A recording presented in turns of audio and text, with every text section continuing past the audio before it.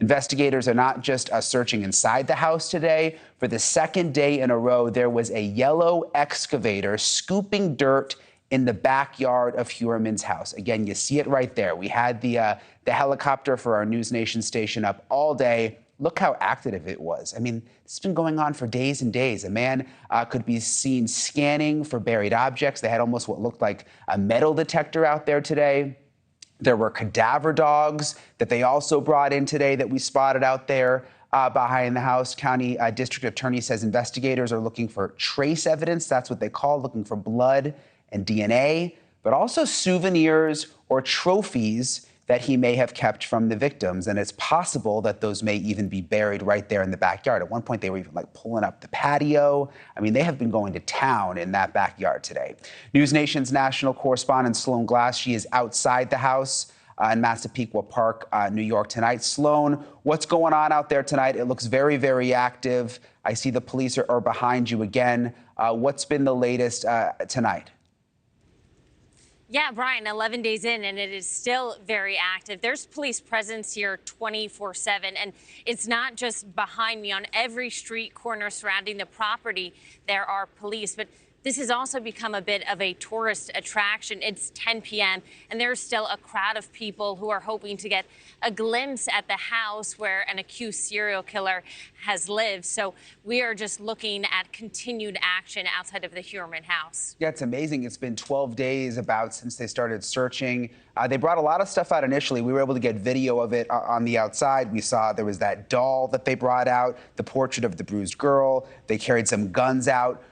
What does the focus seem to be now? Because based on the helicopter footage that we got today, certainly looked like the focus now is the backyard. Do we know if they've actually found anything in the backyard yet, or are they just continuing to dig around? Yeah, Brian, from this weekend and today, the focus was absolutely on the backyard. We saw heavy machinery being brought in, police dogs, as you mentioned, and then also ground penetration equipment, that's sonar technology to help map out the area. And we did see more items being brought out into the evidence trucks, but we don't know what that evidence is. We don't know what exactly they found. Police Commissioner Rodney Harrison saying today that he wouldn't go into details about that, but that it has been very fruitful.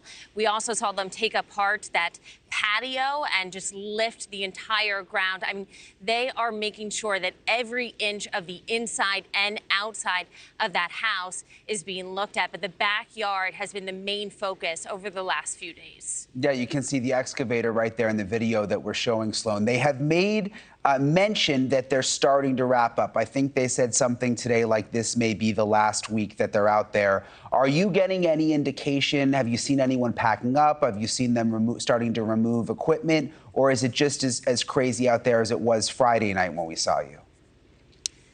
I did. It's hard to tell, it's hard to tell what exactly investigators are bringing in and out of the house. But today I did see one of the crime lab investigators bring out what looked to be their tent and wrap it up. Things are going to wrap up here at the house. Now, that doesn't mean that the investigation ends. It just means that the search of this property would come to an end 12, perhaps 13 days later. Harrison saying that he expects things to wrap up here in the next 24 to 48 hours. And interesting, we just found out that when things do wrap up here, media will get a 1-hour notice where we can be outside of the house, film, and then past that point, we have to leave or face any sort of violations. They're doing this to help bring back some normalcy to the residents here. But if you are not a resident in this area, they will start fining you if you are in this area and around that house and the property. They're just trying to bring things back to some semblance of normalcy for the neighbors who live here and for over a week have had to have their lives uprooted by our presence and also by all the police activity. Thank you for watching. Go to newsnationnow.com to find NewsNation on your television provider. And don't forget to click the red subscribe button below to get more of NewsNation's fact-driven, unbiased coverage.